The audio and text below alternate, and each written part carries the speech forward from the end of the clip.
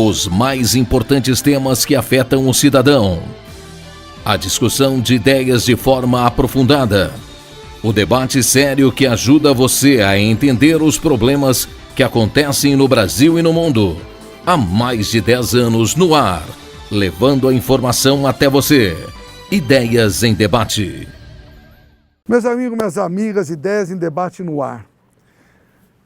Nós estamos finalizando 2022, graças a Deus, e estamos aí na expectativa e na esperança de ter um 2023, um novo governo, novas políticas, valorização do trabalho, do trabalhador, da trabalhadora, igualdade de oportunidade, enfim, é a nossa esperança em 2023. E convidamos para esse diálogo, nada mais, nada menos do que o deputado Simão Pedro, recentemente eleito aqui no estado de São Paulo. Teve ontem a sua diplomação, vai falar um pouco como é que foi lá, na Sala São Paulo.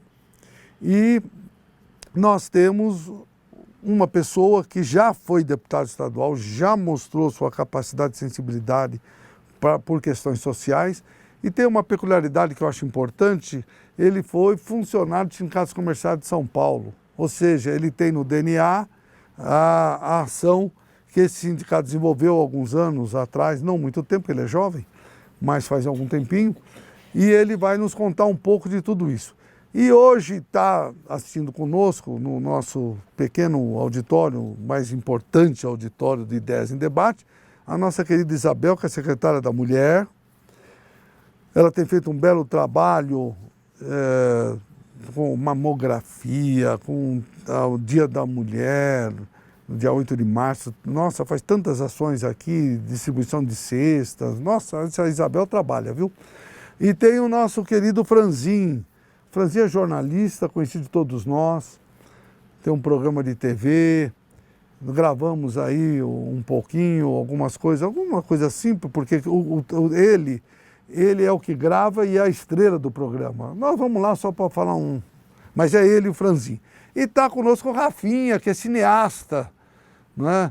Ele é uma pessoa que vai trazer a cultura, aflorar a cultura para todos nós. Fora que está aqui o Wesley, o Jajá e o próprio Fabinho, não, são pessoas daqui da casa. Mas, Simão Pedro, aqui o programa, você já veio uma vez, algum tempo atrás. Hoje, numa outra perspectiva, eu queria que você fizesse uma avaliação um pouco desses últimos anos, o que você percebe como sociólogo. Sociólogo, não é? Você, sociólogo, é um cara que tem aí uma expertise importante na pessoa, né? E como deputado, com certeza vai contribuir muito. Como viu, e depois nós vamos deixar para a segunda parte, fazer uma análise, né, do que aconteceu, né, com as pessoas, com o emprego, com a pandemia, como é que você analisa tudo isso.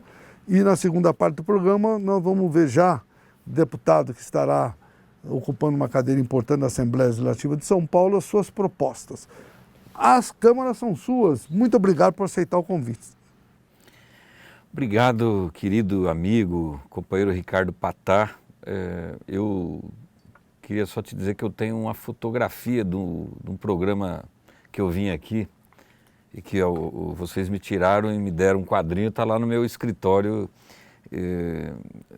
lá em minha casa, né? Porque fiquei sem gabinete, mas está lá. Então tenho boas lembranças da tua gestão, Patá, e queria te agradecer, te parabenizar por conduzir esse, que é o maior sindicato da América Latina, uma base, né, de trabalhadoras e trabalhadores fantástica aqui na cidade de São Paulo, na região da Grande São Paulo também. E é um sindicato de luta, e é o sindicato que eu tenho a honra de ter trabalhado, como você falou. Eu trabalhei de 1980 a 1984, então já são 40 anos. Mas foi meu primeiro trabalho, foi aqui que eu conheci o mundo do trabalho, conheci o mundo sindical, né, por aqui, conheci essa disposição, né, da necessidade do diálogo do capital e do trabalho, dos acordos, né, que eram duros, né. Eu fui funcionário na época do saudoso Silvio Vasconcelos, né, foi um grande presidente, uma figura assim ímpar na história dos trabalhadores comerciários, né? E também assim aprendi a andar na cidade, né? aprendi a conhecer melhor São Paulo, o centro, né? Essa dinâmica, essa cidade que eu chamo de cidade nervosa, né? As grandes empresas que tinham, né? Então foi um tempo muito bom de amizades que eu carrego e tenho até hoje, né? Os colegas de trabalho, os meus chefes que já faleceram, o Chiquinho e o seu Luiz, eram figuras que me ensinaram muito. O Dr. Rubens Romano, que era um diretor da época, o seu Júlio Nicolau, são figuras que vieram, que permaneceram por muitos e muitos anos aqui trabalhando, né, e que fizeram junto com você esse sindicato crescer, né, na sua estrutura, na importância política, né. Então sempre tive um carinho por esse sindicato, Patá, e agradeço muito esse carinho que vocês também têm tido por mim, né. Eu quero ser útil ao sindicato, à categoria dos comerciários lá na Assembleia Legislativa, né. Então quero manter esse diálogo com vocês, né. Ontem foi a nossa diplomação, os 70 deputados federais, mais os 94 deputados estaduais, governador, o vice-governador, o senador e os suplentes. Foi uma festa democrática, né? O TRE, com essa diplomação, ele conclui o processo eleitoral, ou seja, aqueles deputados que tinham pendências jurídicas, etc., tiveram que resolver, né? As bancadas então se conformaram e agora a gente recebeu o diploma no sentido de que estamos aptos a assumir o mandato, né? No meu caso é 15 de março, os deputados federais assumem dia 1º de fevereiro, mas o governador, o vice, o presidente da República, assim por diante, já assumem em 1º de janeiro, né? Então, assim, nós queremos que a partir de 1º de janeiro o Brasil vire a página, né, desses tempos ruins que nós tivemos, né, de ameaças à democracia, golpe militar, de retirada de direitos, ou seja, o isolamento do nosso país, da comunidade internacional, não só isolamento diplomático, cultural, mas também de negócios, né, para alavancar nossa economia, o nosso comércio. Então isso tudo prejudicou muito o nosso país nesses últimos anos. E nós acreditamos na capacidade administrativa, política, agregadora, né, do presidente Lula, a sua sensibilidade social para recuperar, né, a economia, recuperar as políticas sociais, recuperar o poder de compra das famílias, dos trabalhadores, melhorar o salário mínimo, não deixar ninguém passar fome, né, melhorar a produção de alimentos, desenvolver nossa agricultura, principalmente a agricultura familiar, e gerar empregos, né, além de recuperar a saúde do nosso povo, que foi muito dramático esses tempos da pandemia, principalmente aquele período mais duro que foram ceifadas quase 700 mil pessoas, vidas, né? Nós temos conhecidos, amigos que nós perdemos, né? Então foi um período dramático e nós precisamos agora ajudar o povo a se recuperar as sequelas, recuperar a capacidade do SUS. Então os desafios são enormes, né? O meu papel aqui em São Paulo, Patá, vai ser um papel de voltar. O PT, né, o meu partido, fez uma grande bancada, 18 deputados. Na federação fizemos 19, mais um do PCdoB, que é Alice Brandão. Ao todo, as bancadas de esquerda terão quase 1/3, mas pouco para impedir, vamos dizer assim, o governador Tarcísio de tocar seus projetos, mas nós vamos fazer uma oposição, não é oposição de ficar buscando cabelo em casca de ovo, é assim, aquilo que está errado, a gente apontar, ajudar o governo a governar, né? Fazer o governo funcionar, se tiver alguma ilegalidade a gente apontar, mas aquilo que for bom para o Estado de São Paulo, for bom para o nosso povo, nós podemos votar a favor. Aliás, sempre foi essa a nossa conduta na Assembleia, nos anos que fui deputado. Até depois, nós vamos falar no segundo bloco dessas perspectivas, onde você foi a diplomação.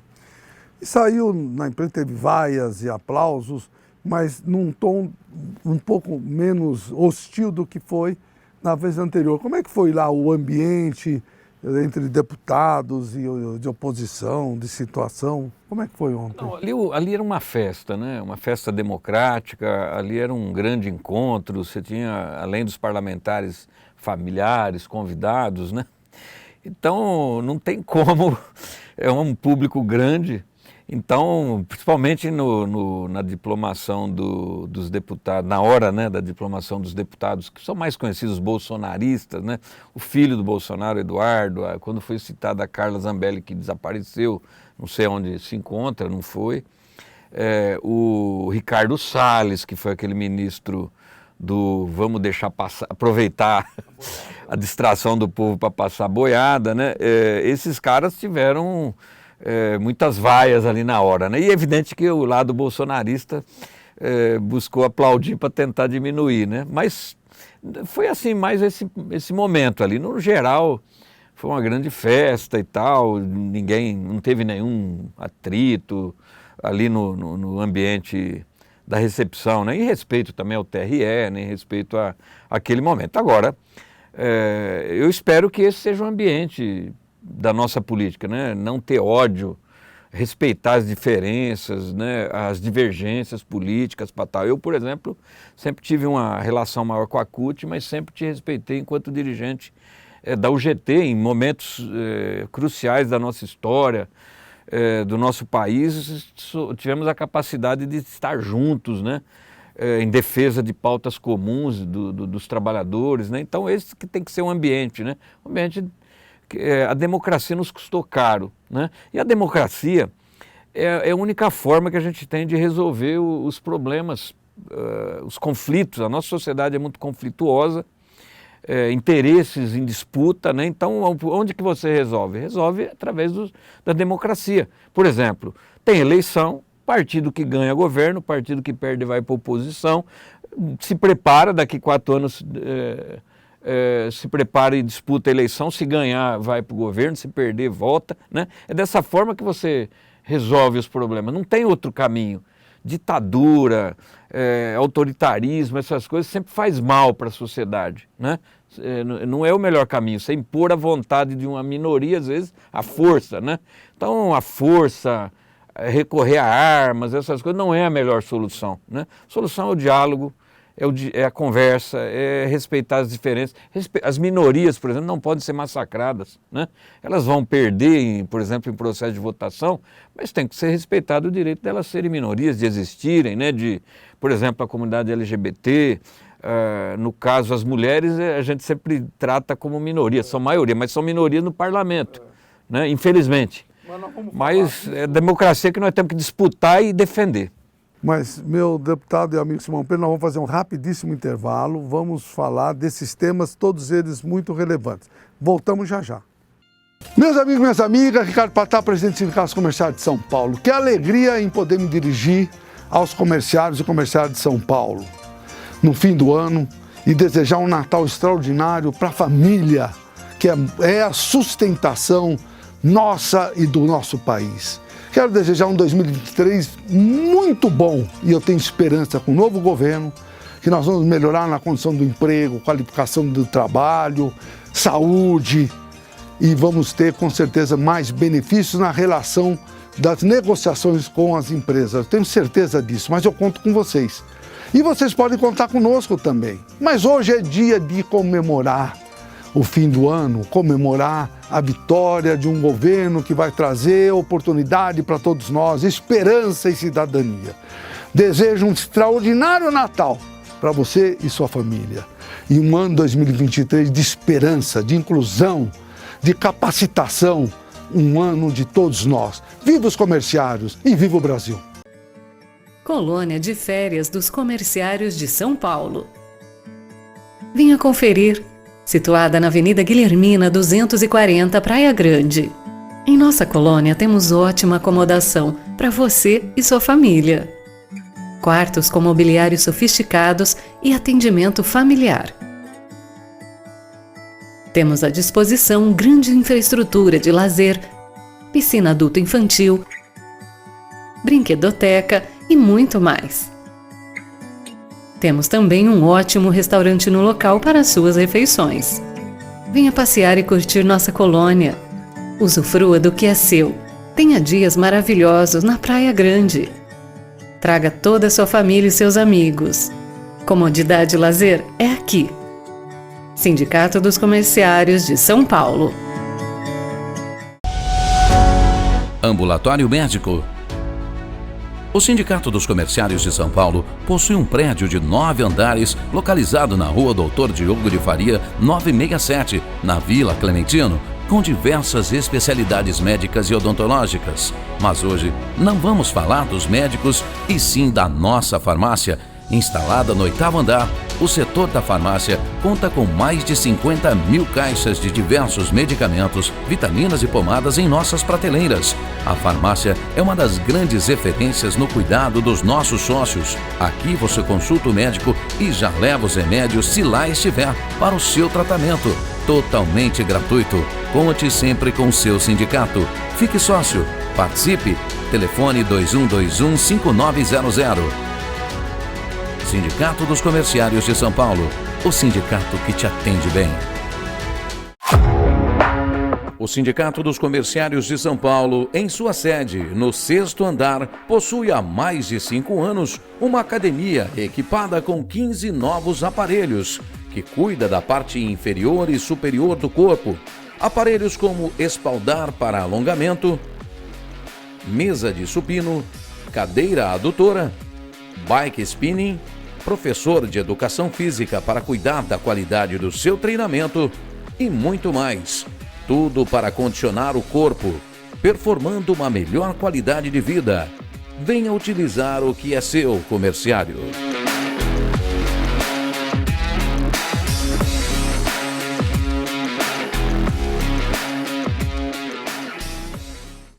Meus amigos e minhas amigas, Ideias em Debate, voltamos. Nosso convidado especial, Simão Pedro, deputado, eleito recentemente, já foi deputado no passado, foi secretário, inclusive, no município de São Paulo, prestando um belo serviço. Nós tivemos até um bom relacionamento, principalmente com o pessoal do Asseio e Conservação, que você ajudou muito aquelas pessoas que limpam a rua e eram considerados invisíveis. Simão Pedro fez um belo trabalho a favor dessa categoria, que também pertence ao GT.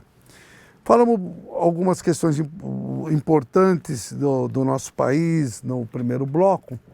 Agora, nesse segundo momento, meu deputado e amigo, como você já foi deputado, sabe como funciona a máquina, não é? Como você disse, tem a questão da oposição, a questão da situação. Mas vamos falar um pouco do Tarcísio, que foi eleito governador.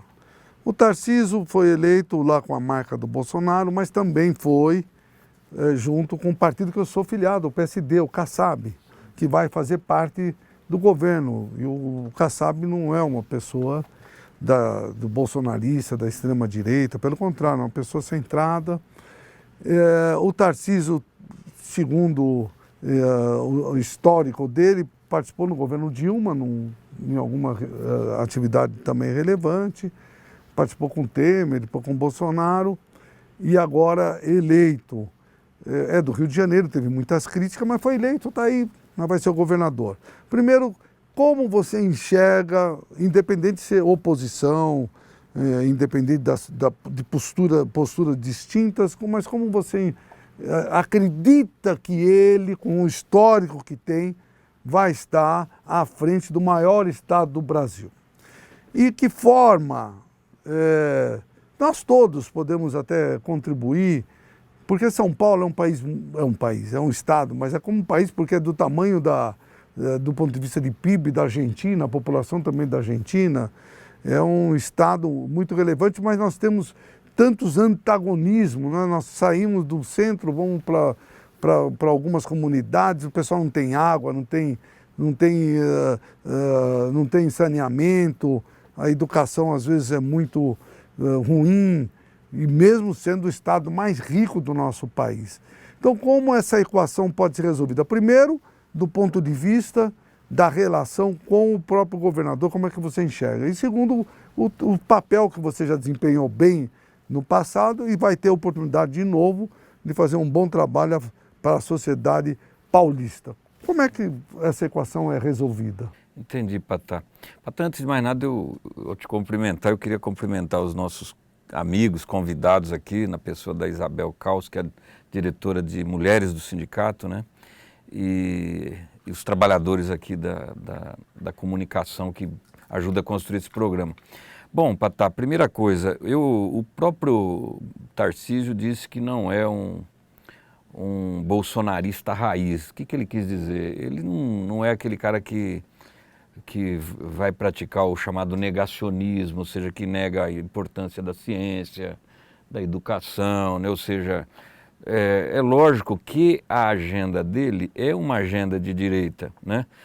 Neoliberal, no sentido de que ele acredita que tem que ter menos Estado, a primazia do setor privado, né? Então ele anuncia uma política radical de privatização, não só a Sabesp e outras empresas públicas, mas também ele traz um secretário de Educação do Paraná, Feder, que é um secretário que defende a privatização da educação. Nós achamos... Então aí a gente já vai ter diferenças do ponto de vista de programa, diferenças políticas, né? Nós vamos defender as nossas posições porque nós achamos que educação, saúde, a Sabesp, a água, não devem ser privatizadas. Tem que ter um controle público, tem que ser políticas públicas para garantir esses serviços e direitos básicos. Por exemplo, o nosso medo ao privatizar a Sabesp é que vai encarecer a tarifa, as empresas que vão entrar vão querer buscar o lucro, né? Hoje eu li uma notícia que o Portugal está reestatizando empresas de energia elétrica e barateando a tarifa, porque subiu, né? Então a gente tem exemplos aqui no Brasil de encarecimento de serviços por conta da privatização. Então esse é um receio nosso, né? A Sabesp é fundamental. Agora, educação é a mesma coisa, educação tem que ser pública, de qualidade, né? O Lula sempre fala, investir em educação é investir no ser humano, não é gasto, né? Então assim tem que ser entendido. Minha preocupação é que, em vez de você fazer concurso público, dar estabilidade para o funcionário, dar uma garantia, né, de que passa governo ele vai continuar prestando serviço, não, cada governo que entra muda, troca, né? E é uma preocupação. Então lá na Assembleia a gente vai fazer oposição nesse sentido. Mas ontem eu cumprimentei o Kassab, né? Porque ele ganhou a eleição, então nós temos que respeitar, né? Então nós vamos torcer pelo povo de São Paulo, vamos torcer para que ele consiga implementar alguma política. Vou dar um exemplo. Na questão que você levanta de dramas, né, e problemas, habitação. Habitação, nós estamos vivendo um colapso, né? Acabou as políticas, já há 10 anos que a CDHU, por exemplo, não constrói uma unidade. Só se fala em parceria público-privada e tal, mas mesmo assim não anda.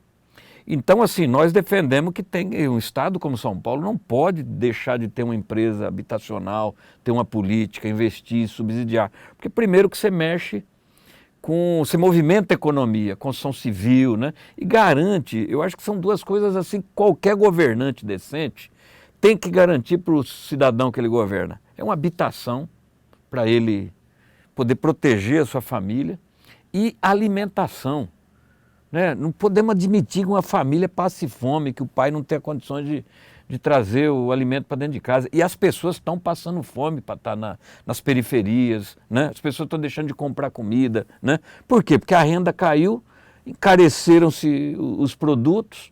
Durante a pandemia tivemos muita solidariedade, mas diminuiu muito agora, né? Porque as pessoas também vão, né, cansando do ponto de vista de que fez a sua parte, mas o Estado não faz a dele. Então, a gente espera que o Estado, São Paulo, não se fique deixando só para o governo federal ou para os municípios tocarem, né?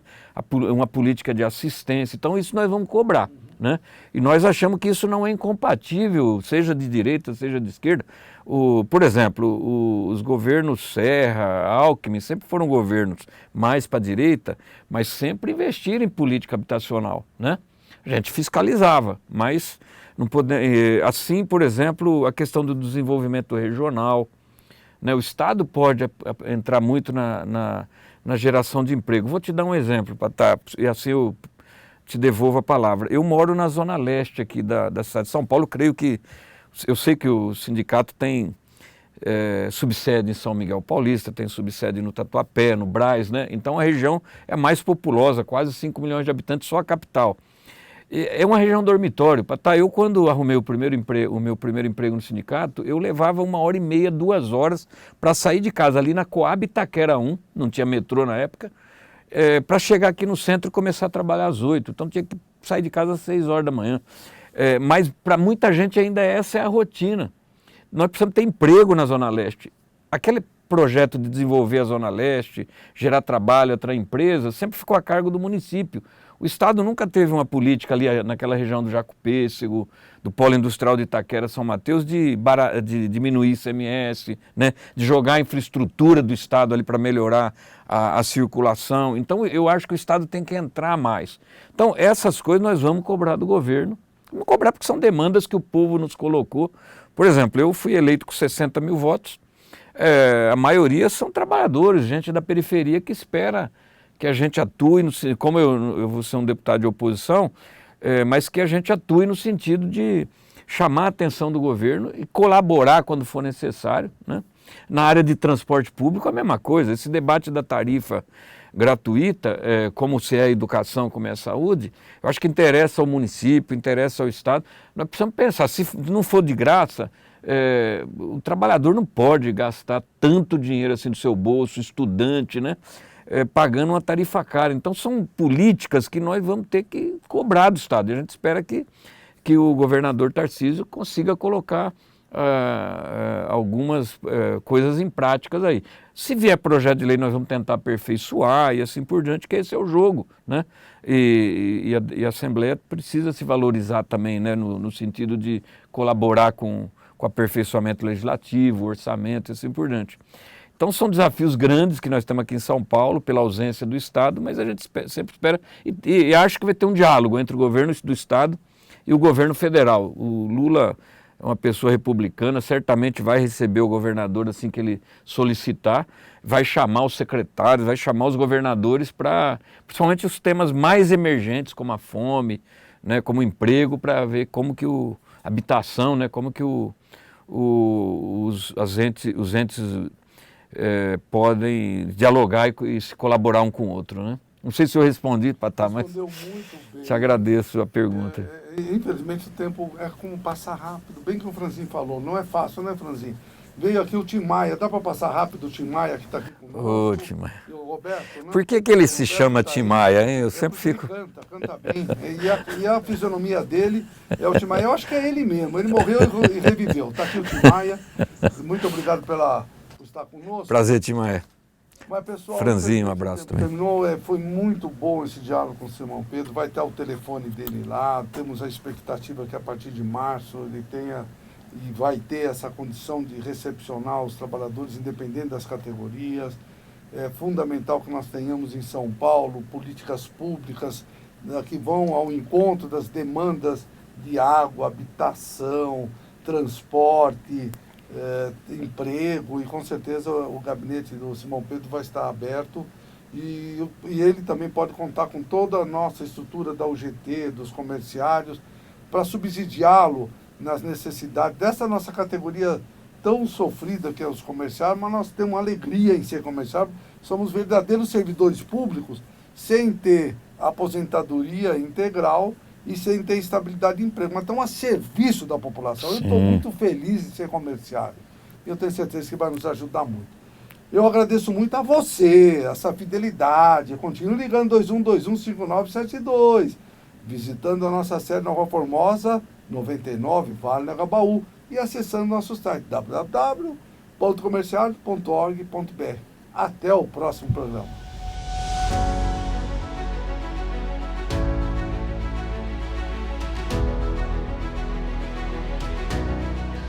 Os mais importantes temas que afetam o cidadão.